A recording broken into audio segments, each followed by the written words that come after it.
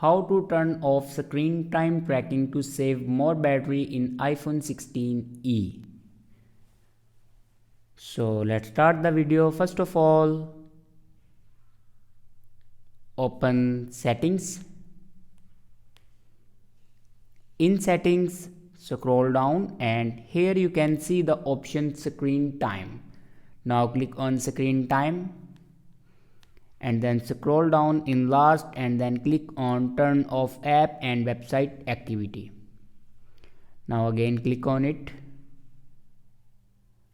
After turning off screen time, app and website activity, then here you can also turn off communication limits and communication safety.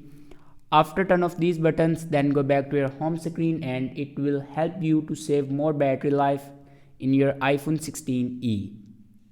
I hope this video is helpful for you. Thanks for watching.